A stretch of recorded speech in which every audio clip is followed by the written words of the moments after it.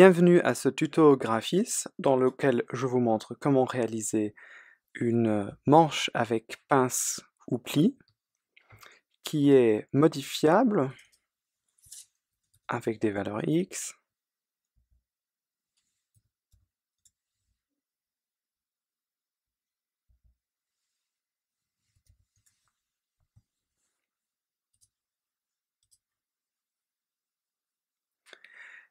et comment la mettre dans la liste des constructions interactives afin de l'utiliser dans un modèle quelconque.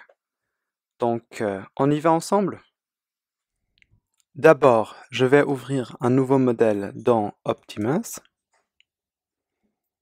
Dans la bibliothèque, je récupère un O. Je vais utiliser le O50. Dans l'aperçu des calques, j'ouvre un nouveau calque. J'active ce nouveau calque.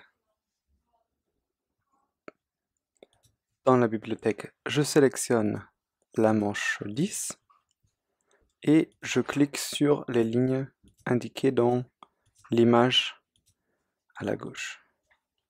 Ici, je peux faire un clic droit et j'ai le haut et la manche, lesquels je ne dois pas... Bon, je peux les modifier, mais cela ne fait aucune différence. Après, on va enlever le haut et la manche pour pouvoir rattacher la manche avec pince à d'autres modèles. Donc ce n'est pas la peine de faire les modifications dans ces constructions de base.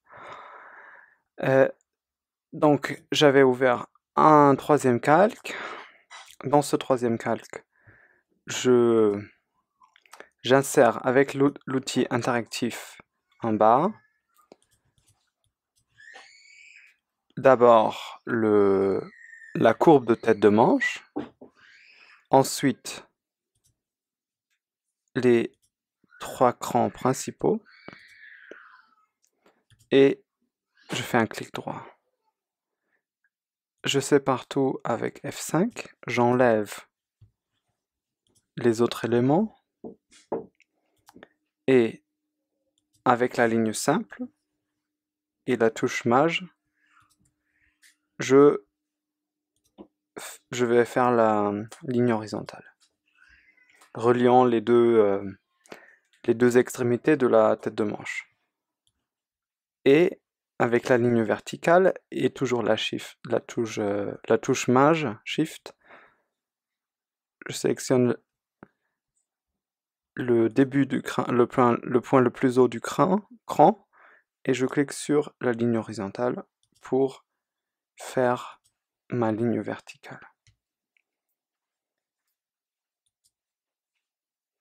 Ici, je vais mettre en pointillé la ligne horizontale et la verticale, je vais mettre en vert. C'est plus clair comme ça. Et je fais un clic droit pour sortir de ce menu. Dans le prochain pas, je vais séparer la courbe de la tête de manche. Pour cela, je clique sur séparer et couper. Je sélectionne ma ligne couteau et ici, j'active séparer au lieu de couper. Peut-être chez vous, c'est déjà activé. Et je clique sur la ligne que je veux séparer en deux. Maintenant, si je m'approche avec le curseur, je vois par le changement de couleur que ce sont deux lignes maintenant. Je fais un clic droit pour rentrer au menu de base. Maintenant, je sélectionne la ligne 20. Non, plutôt d'abord, j'ouvre le tableau des valeurs X et j'additionne deux nouvelles valeurs. La première va être la position de la base de la pince sur tête de manche en pourcent. Et je vais mettre 15%. Afin de simplifier les choses, je vais utiliser la même valeur pour la pince de dos et de devant, mais on peut créer deux valeurs séparées pour ça. Cela permet de régler individuellement les deux pinces. Et la deuxième valeur x va être la position de la base de la pince sur la verticale en pourcent. Et là, je vais mettre 40%. Je rentre maintenant dans mes lignes, je sélectionne la ligne 20 et dans la petite fenêtre, je sélectionne point sur une ligne, je vais mettre x1 qui était la position, pardon, là je me suis trompé, je veux pas rentrer la valeur x en millimètres, je veux rentrer la valeur x en pourcent. Donc je clique plutôt sur ce bouton, et là je mets x1. Je positionne ça en faisant un clic, de ce côté et non pas de l'autre, et je rentre x2 pour l'autre côté. Je clique, et ici je valide. Maintenant, je fais la même chose dans l'autre sens, pour l'autre côté. Si vous créez des valeurs séparées pour régler individuellement les deux pinces, il faudrait les mettre, il aurait fallu les mettre maintenant. On confirme, on confirme et on rentre au menu de base. Maintenant, il faut que l'on arrive à la valeur qui correspond à la longueur avec laquelle on va remonter ici. Pour cela, moi je vais créer une formule qui prend d'abord une valeur x, pardon. Donc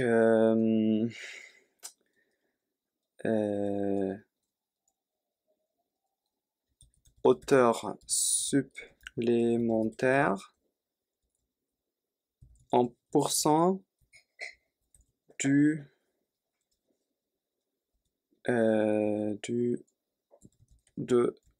l'épaule. J'explique dans un instant. Là, je vais mettre 30% par exemple.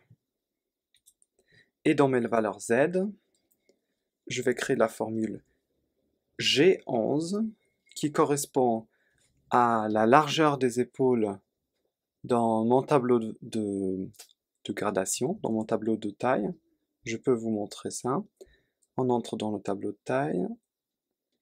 Et 11, c'est là c'est en anglais, mais c'est la largeur d'épaule. G11. Le G désigne une valeur qui vient du tableau de gradation. Donc je rentre dans mes valeurs Z, je mets G11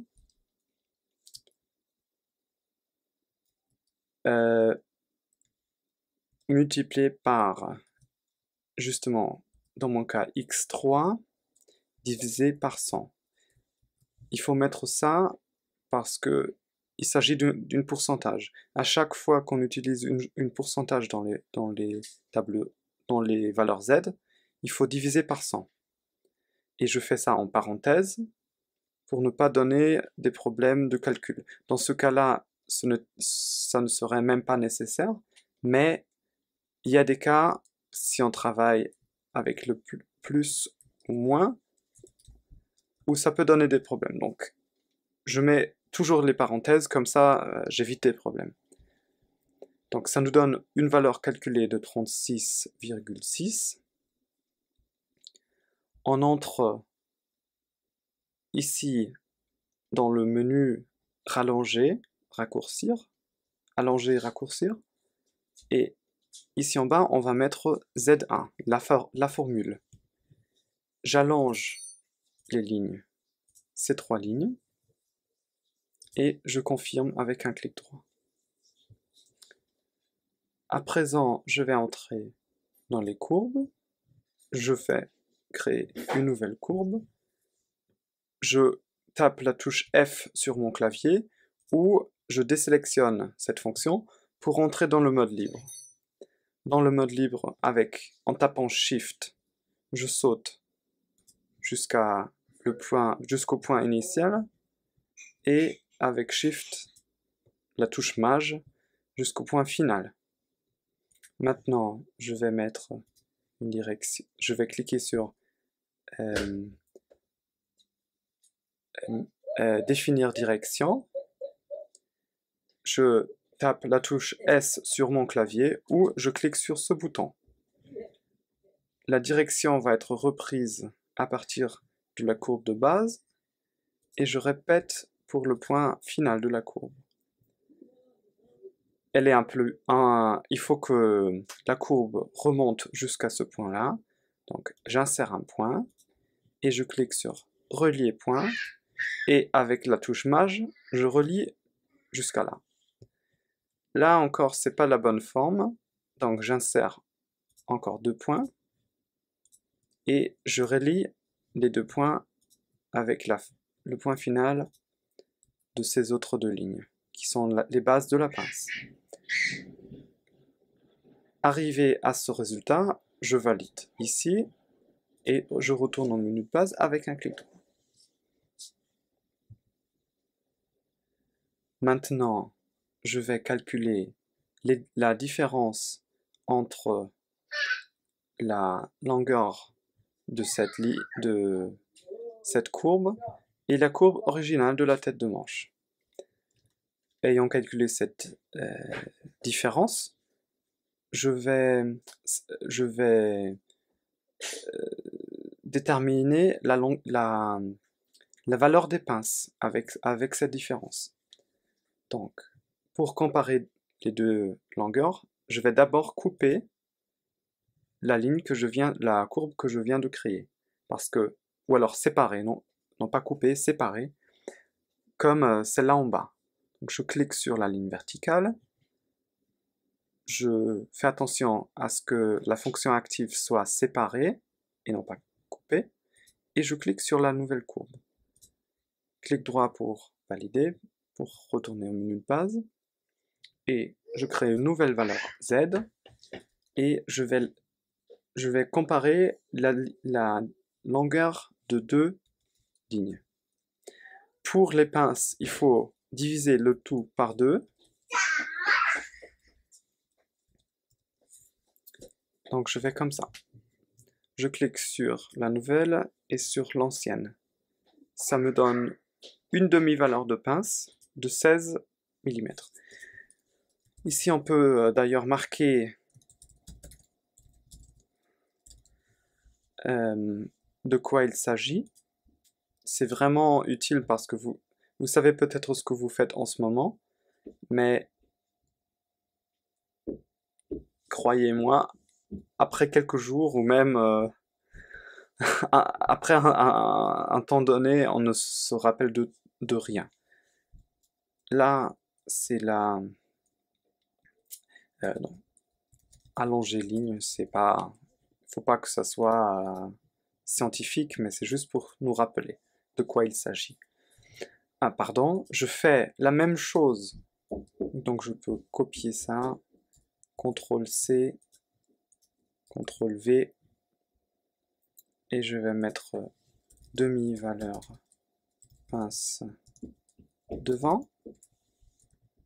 Je clique sur le petit bouton vert et sur les 2 lignes.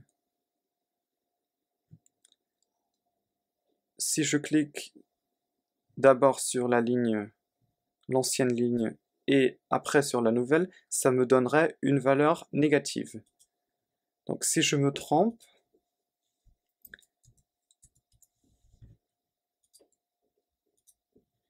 j'ai une valeur négative, il faut que je refasse. Maintenant, pour refaire, il faut modifier, là, il faut savoir, une fois qu'on a défini les deux lignes, qu'on a fait avec GL, on ne peut plus modifier, cliquer à nouveau sur les lignes, sauf si on modifie comment ça s'appelle, la formule. Donc, si je clique maintenant sur ce bouton, je ne peux plus définir les lignes. Donc, pour faire ça, il faut que je modifie la formule. Je fais un clic droit pour sortir, et je remets ma formule, et voilà, je clique sur les lignes en question. Donc j'ai une valeur de 16 et de 19. Maintenant, je rentre dans mes lignes, et je vais mettre Z2, ici dans cette case, et je clique sur ce bouton pour, et dans le mode libre, je vais tracer la demi-valeur de pince à la fin de cette ligne. Donc j'ai mis Z2 parce qu'il s'agit de la pince d'eau. Dans cette petite case, pardon, j'étais peut-être un peu trop vite. Je clique ici dans le mode libre, donc si j'ai activé quelque chose, je clique sur le bouton pour désactiver, ou je tape F sur mon clavier. Dans le mode libre avec Shift, je saute avec le curseur jusqu'à la fin de cette ligne. Et ici, je vais mettre la direction de base doit être égale à la ligne de base. Maintenant, ça me demande quelle est la ligne de base. Donc, je clique sur celle-ci et je vais donner un écart de 90 degrés, comme ça, en cliquant, et je valide avec un clic droit. Je répète la même chose, sauf que maintenant, je vais indiquer l'autre direction, donc moins 90 degrés. Maintenant, je fais la même chose avec Z3 pour la pince devant.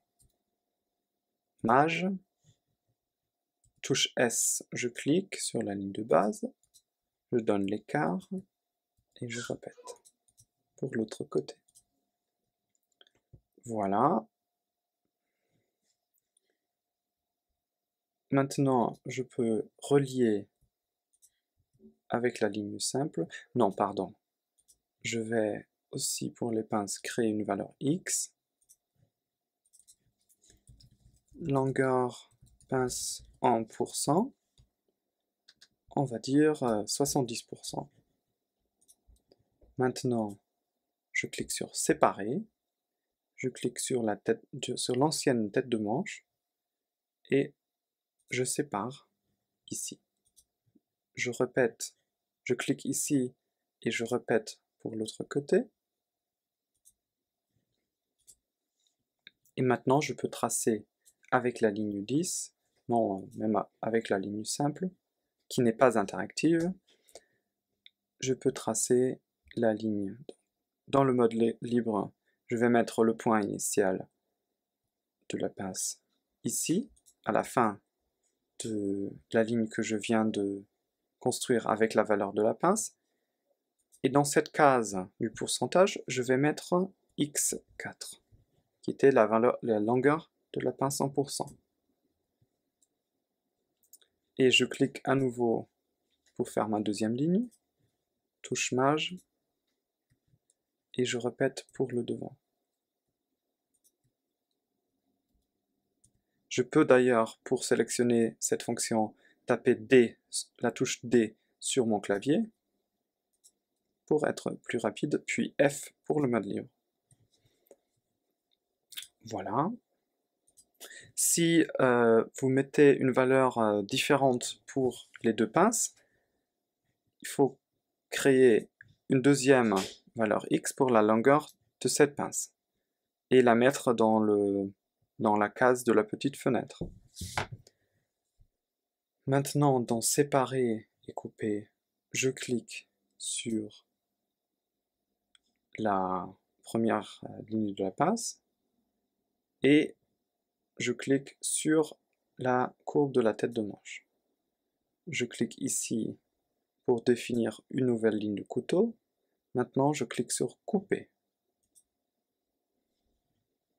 Je répète l'autre côté. Là, je me suis trompé, donc j'annule ici.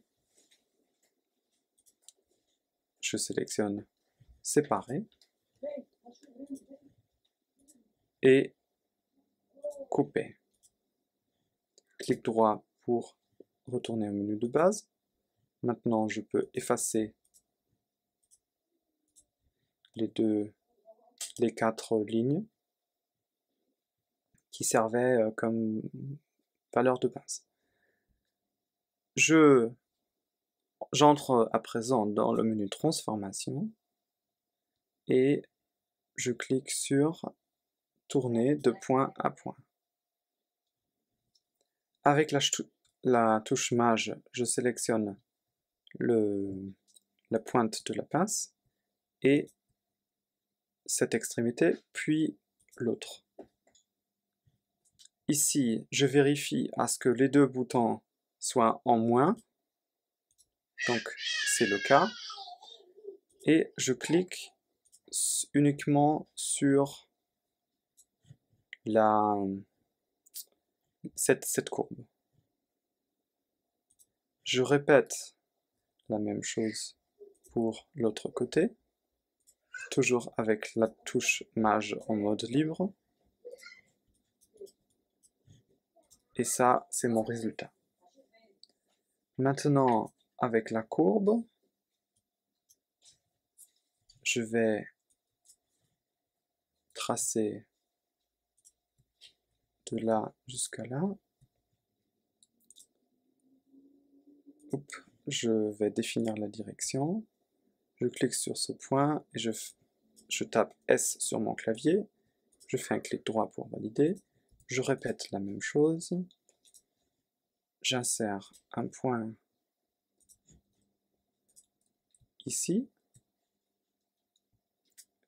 Et je valide.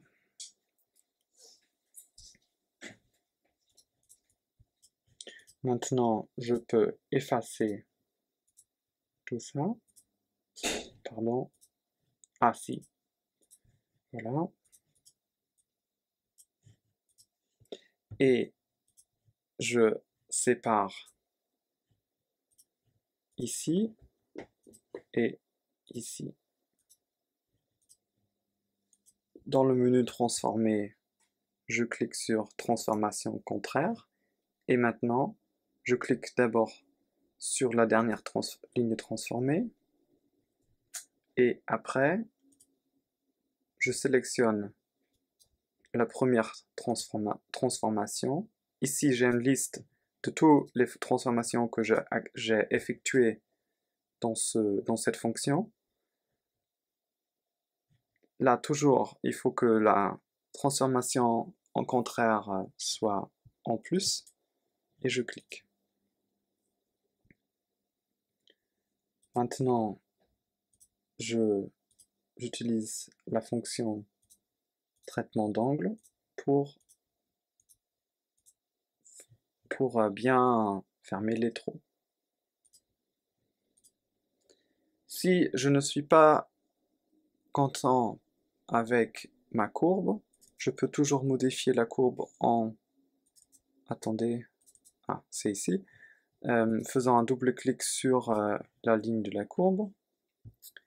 Et je peux, par exemple, insérer des points supplémentaires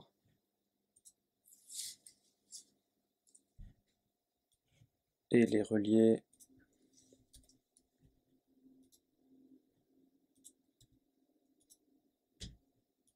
voilà. Si je ne trouve pas ma courbe, je peux aussi ouvrir la liste des constructions interactives, et là, j'ai mes courbes. En cliquant sur démarrer, je peux modifier. Donc là, on a presque terminé, je dirais. On peut enlever ces lignes. Je vais laisser les deux lignes de base pour marquer les positions. On n'en a pas forcément besoin. Et je vais mettre en pointillé l'ancienne courbe tête de manche. Maintenant, il me faut encore repositionner l'écran.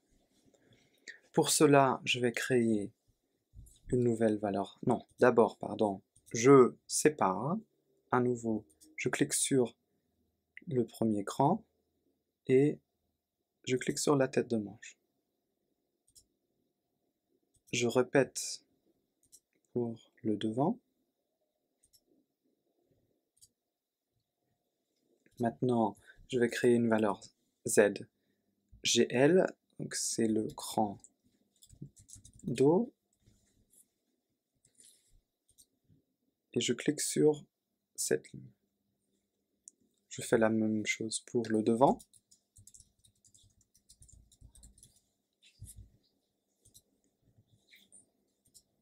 Voilà.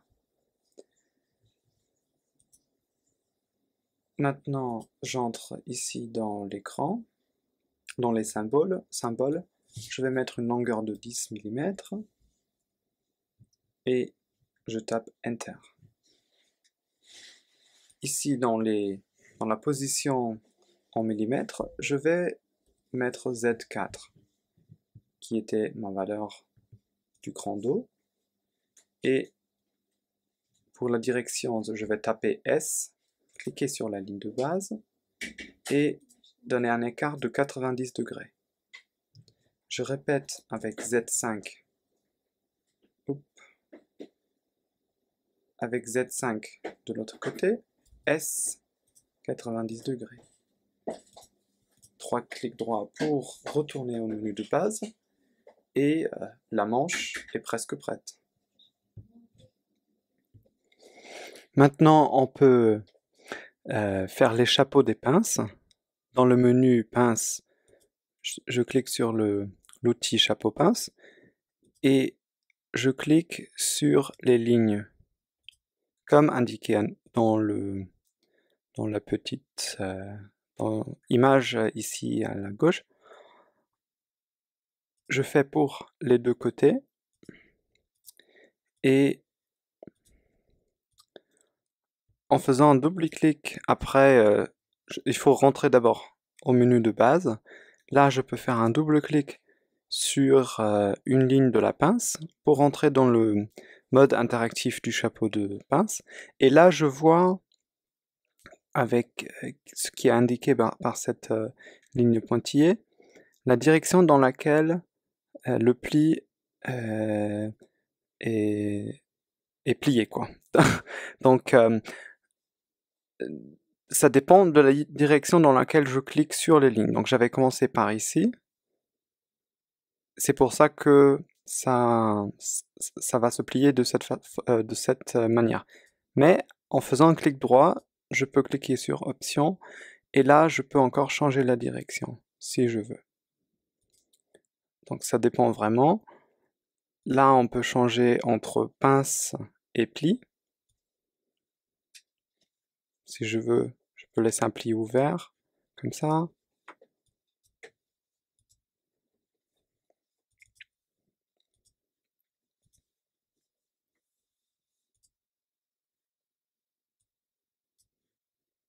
Voilà.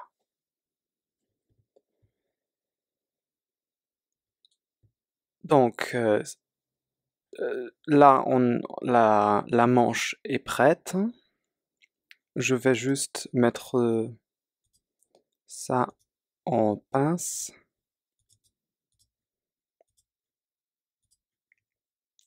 Ah oui, d'ailleurs, je peux également faire un pli comme ça, qui soit plié vers les deux côtés. Bon. Maintenant, je peux jouer avec. J'ai mes valeurs X.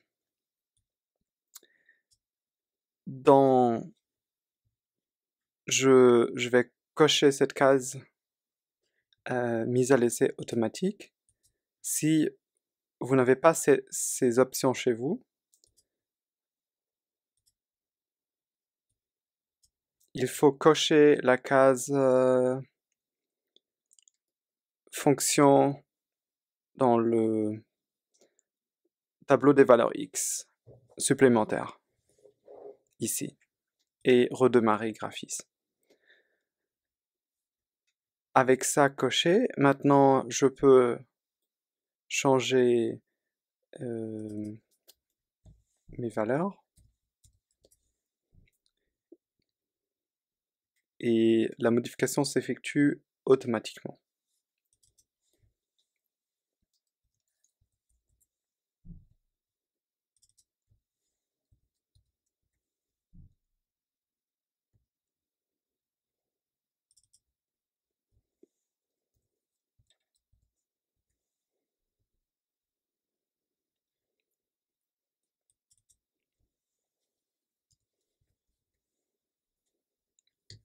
Donc là, on peut être assez créatif.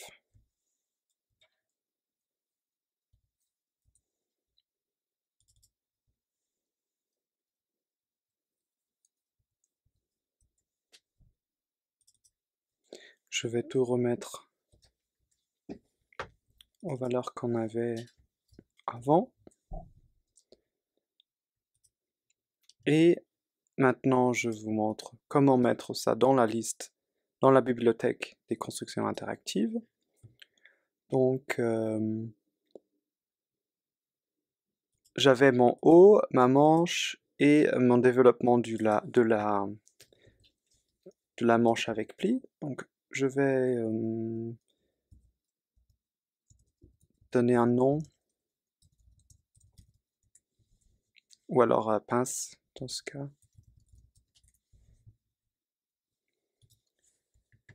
Dans le... donc, je vous montre une chose.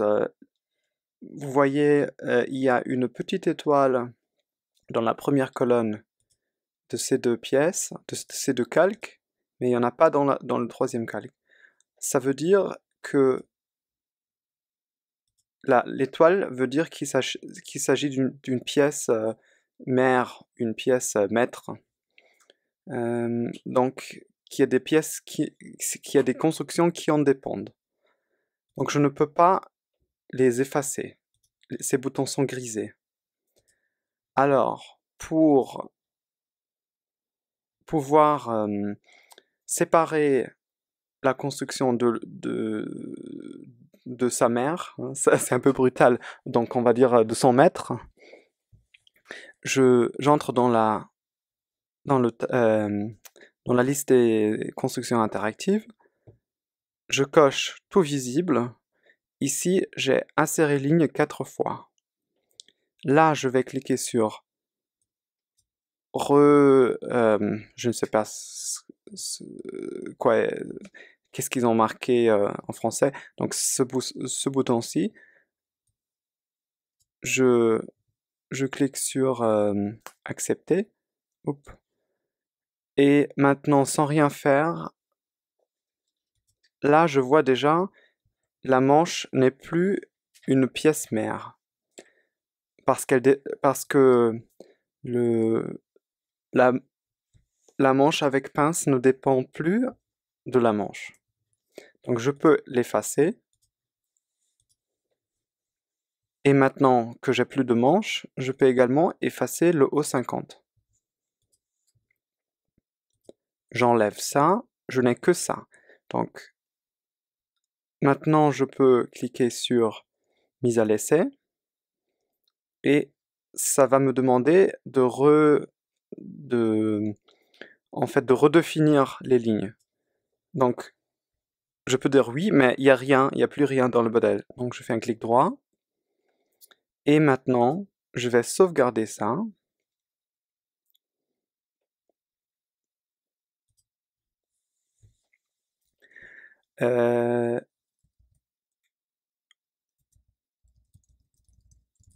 Manche avec pince.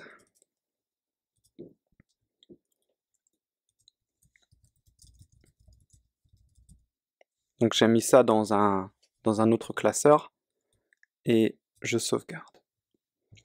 Maintenant, je peux ouvrir un nouveau modèle, vide.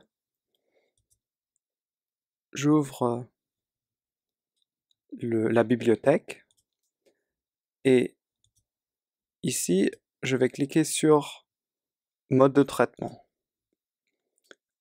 En bas, je fais un clic droit, je clique sur créer nouvelle saisie.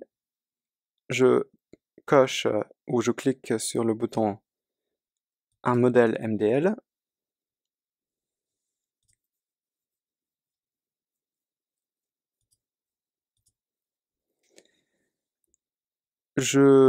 Normalement, je vais me trouver dans le bon classeur, mais si ce n'est pas le cas, dans le classeur Graphies, je sélectionne Basis D pour le système de mensuration Optimas, puis Collect pour ma collection. Après, le classeur dans lequel j'avais mis ma manche avec pince. Ici, je peux annuler. Et ici, je clique sur OK. Je donne un nom et avec Entrée, je peux valider. Maintenant, j'ai ma manche avec pince dans ma liste des constructions interactives. Et maintenant, je vais chercher un modèle dans lequel je veux utiliser cette manche. Voici mon modèle. Donc, j'ai mon haut et ma manche et un tas d'autres pièces. Là, je n'ai besoin que de la manche. Donc, ici, avec ce bouton, je peux tout mettre invisible. Et je vais cliquer juste à côté de la manche pour qu'elle soit visible. Maintenant, ah oui, pardon, et bien sûr, j'ouvre un nouveau calque. Non, je n'ai pas besoin de donner un nom parce que ça va reprendre le nom que j'avais mis sur la manche avec pince. Et dans ce nouveau calque vide, j'insère ma manche avec pince. Je clique sur les éléments comme c'est indiqué. Avec un F5, je retrouve ça. Et voilà, dans un modèle complètement nouveau, j'ai la construction. Donc maintenant, pour faire la manche,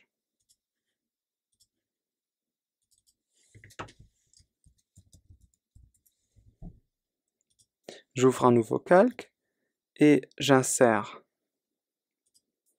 les lignes dont j'ai besoin.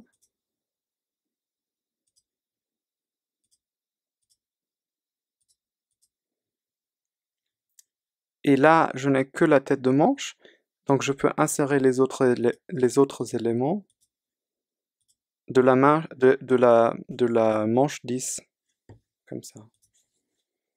Voilà. Peut-être ça. Et je peux mettre mes valeurs de couture et tout ça. Et c'est bon.